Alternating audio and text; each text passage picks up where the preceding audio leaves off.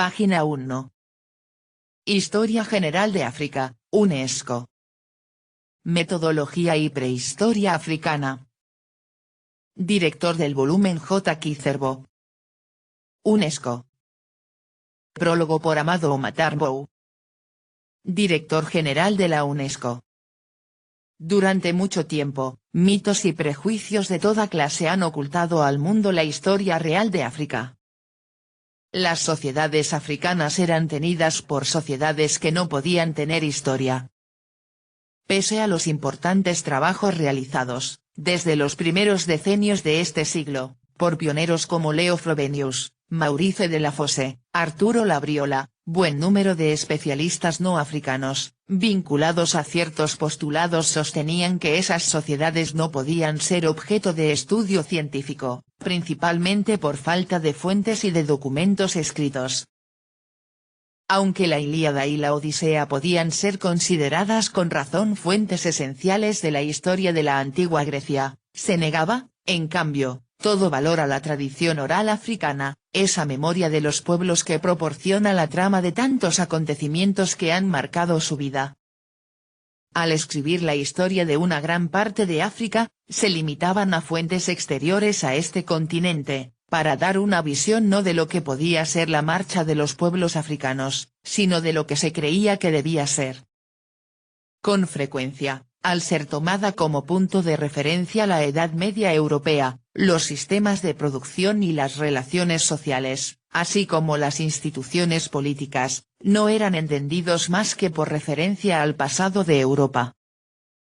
En realidad, se rehusaba ver en África al creador de culturas originales que se han desarrollado y perpetuado, a través de los siglos, por unos caminos que le son propios y que el historiador no puede, por tanto, comprender sin renunciar a ciertos prejuicios y sin renovar su método. Asimismo, el continente africano casi nunca era considerado una entidad histórica. Por el contrario, se ponía el acento en todo lo que podía acreditar la idea de que habría existido una escisión, desde siempre, entre un África blanca y un África negra, ignorantes la una de la otra. Frecuentemente se presentaba al Sáhara como un espacio impenetrable que hacía imposibles las mezclas de etnias y de pueblos, de intercambios de bienes, de creencias, de costumbres y de ideas, entre sociedades constituidas a una y otra parte del desierto. Se trazaban fronteras herméticas entre las civilizaciones del antiguo Egipto y de Nubia, y las de los pueblos subsaharianos. Ciertamente, la historia de África al norte del Sáhara ha estado más tiempo vinculada a la de la cuenca mediterránea que la historia del África subsahariana, pero hoy día está ampliamente reconocido que las civilizaciones del continente africano, a través de la variedad de lenguas y culturas, forman, en grados diversos, las vertientes históricas de un conjunto de pueblos y de sociedades unidos por vínculos seculares. Otro fenómeno ha perjudicado notablemente al estudio objetivo del pasado africano, me refiero a la aparición, con el tráfico negrero y la colonización, de estereotipos raciales generadores de desprecio y de incomprensión, y tan profundamente anclados que falsearon hasta los conceptos mismos de la historiografía. A partir del momento en que se recurrió a las nociones de blancos y de negros para nombrar genéricamente a los colonizadores, considerados como superiores, y a los colonizados, los africanos tuvieron que luchar contra un doble avasallamiento económico y psicológico. Reconocible por la pigmentación de su piel, convertido en una mercancía entre otras, dedicado a trabajos pesados, el africano llegó a simbolizar en la conciencia de sus dominadores una esencia racial imaginaria e ilusionariamente inferior de negro. Ese proceso de falsa identificación rebajó la historia de los pueblos africanos en el espíritu de muchos al rango de una etnohistoria en la que la apreciación de las realidades históricas y culturales no podía más que ser falseada.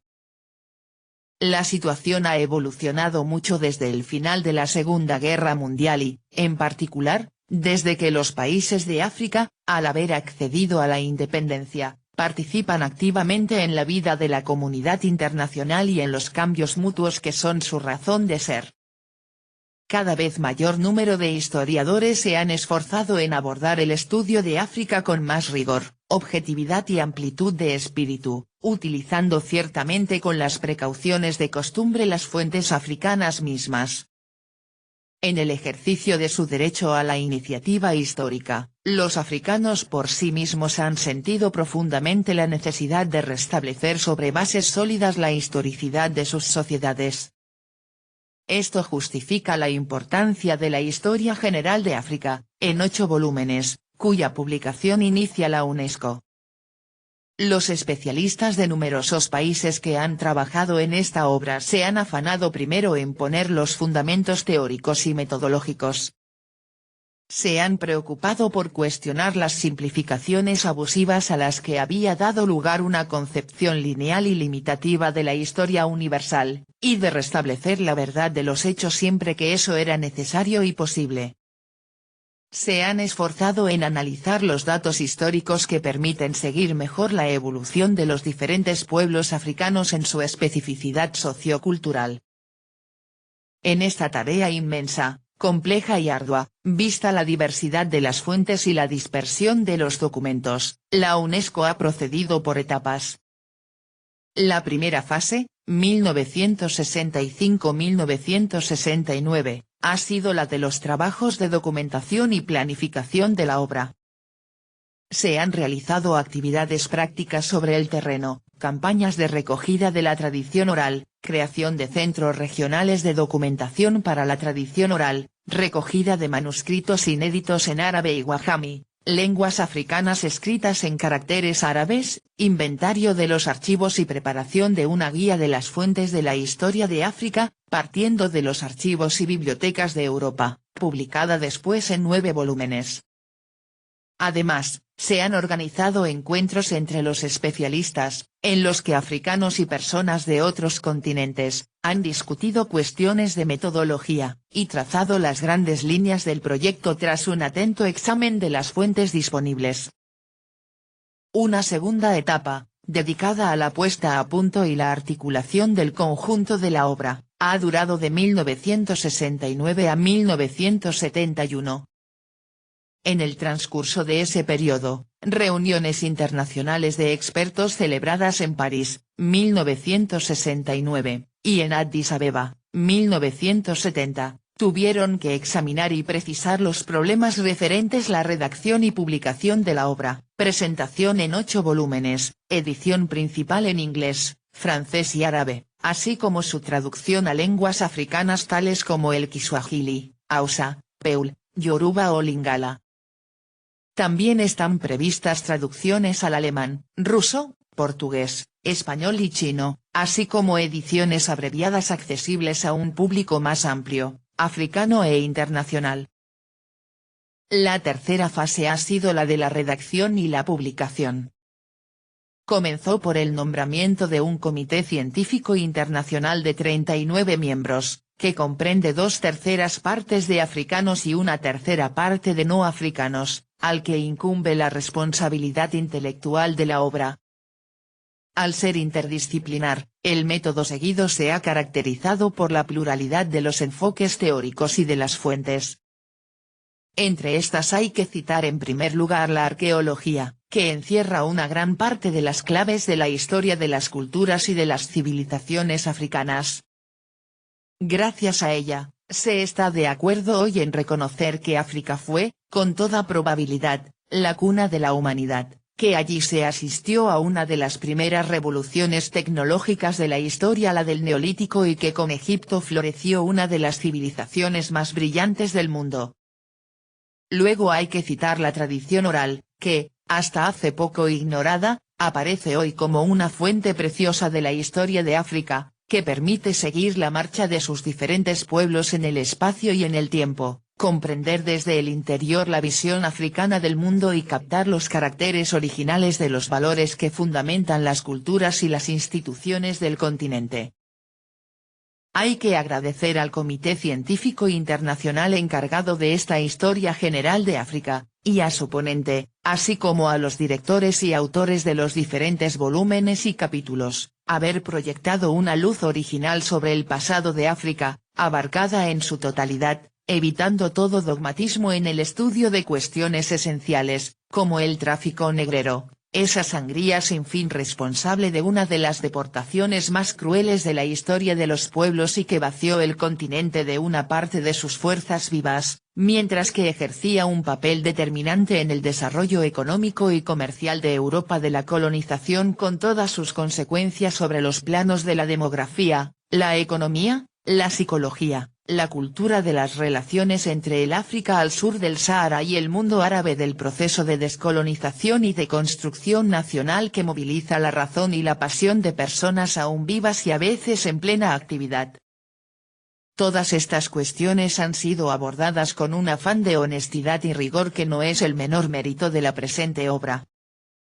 Esta ofrece también la gran ventaja de señalar el punto de nuestros conocimientos sobre África y al proponer diversos análisis sobre las culturas africanas, así como una nueva visión de la historia, de señalar las sombras y las luces, sin disimular las divergencias de opiniones entre eruditos.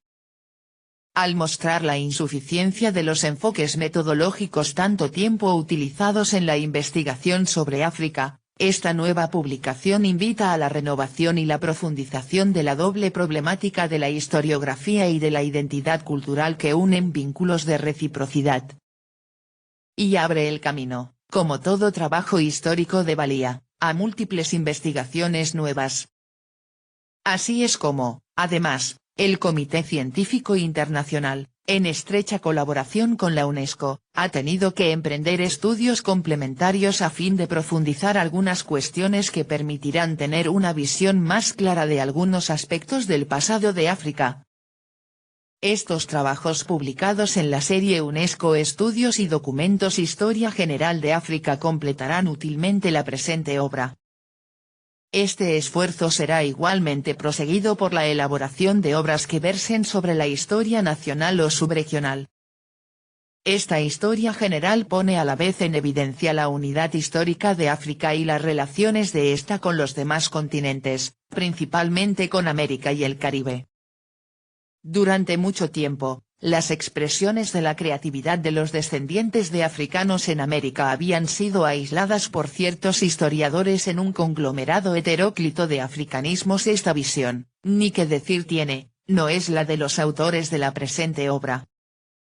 Aquí, la resistencia de los esclavos deportados a América, el hecho del marronaje político y cultural, la participación constante y masiva de los descendientes de africanos en las luchas de la primera independencia americana, lo mismo que en los movimientos nacionales de liberación, son justamente examinados por lo que fueron, vigorosas afirmaciones de identidad que han contribuido a forjar el concepto universal de humanidad. Hoy es evidente que la herencia africana ha señalado, más o menos según los lugares, los modos de sentir, de pensar, de soñar y de obrar de ciertas naciones del hemisferio occidental. Desde el sur de Estados Unidos hasta el norte del Brasil, pasando por el Caribe, así como en la costa del Pacífico, las aportaciones culturales heredadas de África son visibles por todas partes. En algunos casos constituyen incluso los fundamentos esenciales de la identidad cultural de algunos de los elementos más importantes de la población. Asimismo, esta obra ilumina con claridad las relaciones de África con Asia del Sur a través del Océano Índico, como también las aportaciones africanas a las demás civilizaciones en el juego de los mutuos intercambios. Estoy convencido de que los esfuerzos de los pueblos de África por conquistar o reforzar su independencia, asegurar su desarrollo y consolidar sus especificidades culturales deben enraizarse en una conciencia histórica renovada, intensamente vivida y asumida de generación en generación. Y mi formación profesional, la experiencia que he adquirido, desde los comienzos de la independencia, como enseñante y presidente de la primera comisión creada con vistas a la reforma de los programas de enseñanza de la historia y de la geografía en ciertos países de África del Oeste y del Centro, me han mostrado cuán necesario era para la educación de la juventud y la información del público una obra de historia elaborada por eruditos que conozcan desde dentro los problemas y esperanzas de África y que sean capaces de considerar y estudiar el continente en su conjunto. Por todas estas razones, la UNESCO se esforzará en que esta historia general de África sea ampliamente difundida, en numerosas lenguas, y sirva de base a la elaboración de libros para niños, manuales escolares y programas de televisión y radio. Así, jóvenes, escolares, estudiantes y adultos de África y de otros lugares podrán tener una mejor visión del pasado del continente africano, de los factores que lo explican, y una comprensión más justa de su patrimonio cultural y de su contribución al progreso general de la humanidad. Esta obra debería, por tanto, contribuir a favorecer la cooperación internacional y a reforzar la solidaridad de los pueblos en sus aspiraciones a la justicia, al progreso y a la paz. Al menos este es el voto que formulo muy sinceramente. Solo me queda expresar mi profunda gratitud a los miembros del Comité Científico Internacional, al ponente, a los directores de los diferentes volúmenes, a los autores y a todos quienes han colaborado en la realización de esta prodigiosa empresa. El trabajo efectuado y la contribución aportada muestran perfectamente lo que unos hombres, llegados de horizontes diversos, pero animados de una misma buena voluntad y de un mismo entusiasmo al servicio de la verdad de todos los hombres, pueden hacer, en el marco internacional que ofrece la UNESCO, para llevar a feliz término un proyecto de un gran valor científico y cultural.